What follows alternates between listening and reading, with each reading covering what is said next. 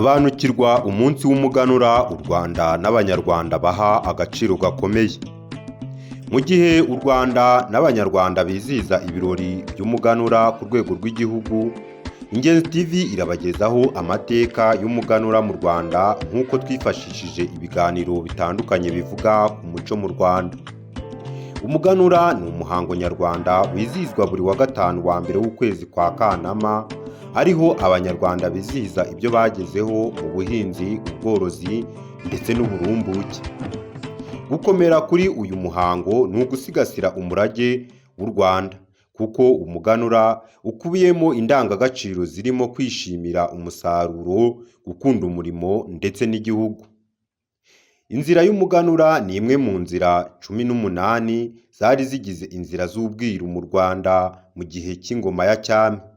Inzira z'ubwiru zarimo iz'ubukungu, umutekano w'igihugu n'inzira zo gukomeza ubwami. Inzira z'ubwiru zerekanaga uko igihugu kiyoborwa mu gihe runaka. Niba hateye inzara, hakaba inzira igihugu kigomba kunyuramo kugira ngo gihangane n'icyo kibazo. Mu mateka y'u Rwanda, umuganura wari umunsi mukuru ngarukamwaka wubahwaga kandi ugahabwa agaciro ibwami no mu muryango nyarwanda.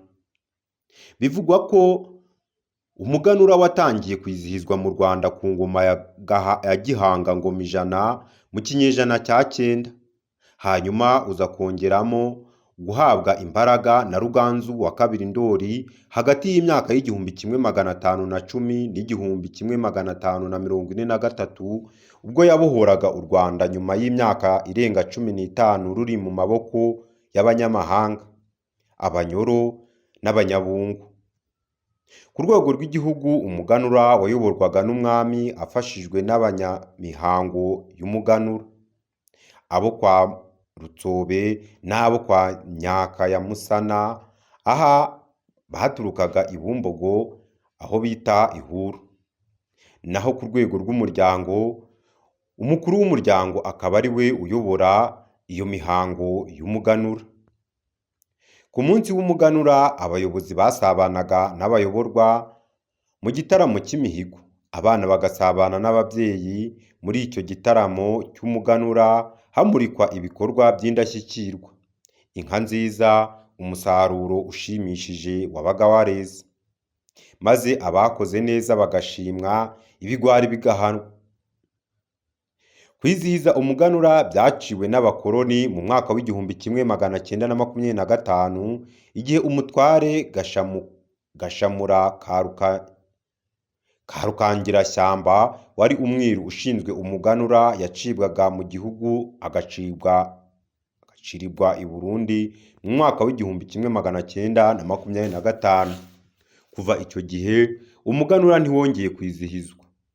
Uyu Gashamura ni umwe uvugwa mu nsigamigani igira iti yaragashize nka Gashamura.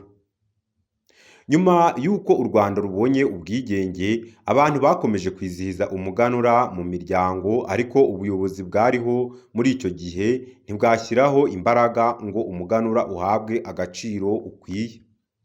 Leta y'u Rwanda igendeye ku byiza n'akamaro k'umuganura wagize mu kubaka igihugu, yawuhaye agaciro gakomeye, ishyiraho n'umunsi w'ikiruhuko uba buri wa gatanu wa mbere w'ukwezi kwa Kanama. Iteka rya Perezida nomero 54/01 ryo kuwa 24/02/2017 ku ngingo yayo ya 3, kugira ngo kuri uwo munsi Abanyarwanda basabane, bunge ubumwe, bazirikane ibyiza bagezeho, ari nako bahiga gukora neza kurushaho umwaka utaha. Kwizihiza umuganura muri iki gihe, Leta y'u Rwanda ivuga ko byarenze imbibi zo kwita ku musaruro w'ubuhinzi n'ubworozi gusa, bigera no mu zindi nzego zireba ubuzima n'iterambere ry'Abanyarwanda. Ibirori by'umuganura wa 2024 hizihizwa hishimirwa umusaruro w'ibyagezweho mu by'ubuzima, uburezi, ikoranabuhanga, imikino n'imyidagaduro, ubucukuzi bw'amabuye y'agaciro, inganda, ibikorwa remezo, umuco, ubukerarugendo, ubukungu n'ibindi bitandukanye.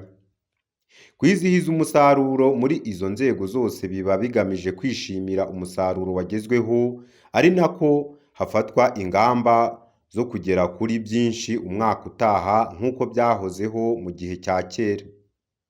Insanganyamatsiko y'umuganura muri uyu mwaka wa 2024 iragira iti: umuganura, isoko y'ubumwe n'ishingiro ryo kwigira.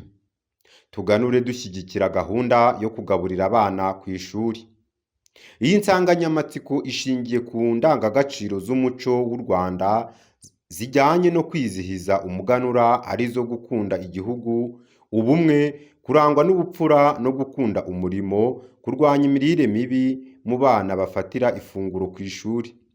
Izi ndangagaciro nizo zimwe mu zifasha kurema umunyarwanda nyawe, ari we abakurambere bitaga umunyarwanda w'umutima. Mu mvumvire y'Abanyarwanda, umutima ngo nicyo gicumbi cy'indangagaciro. Bityo rero umutima ukubiyemo ibyiza byose biranga umunyarwanda, indangagaciro agenderaho na kirazira yitwararika. Umuganura kandi watumaga habaho gushyikirana hagati y'abayobozi n'abayoborwa, ndetse abaturage bafite ibyo bejeje bakaganuza bagenzi babo batagize icyo bageraho muri icyo gihe n'icyo gihembwe. N'ubu umuco ukaba ariko ukimeze. Turabashimiye, tubasabye gukomeza gukora like, share na comment.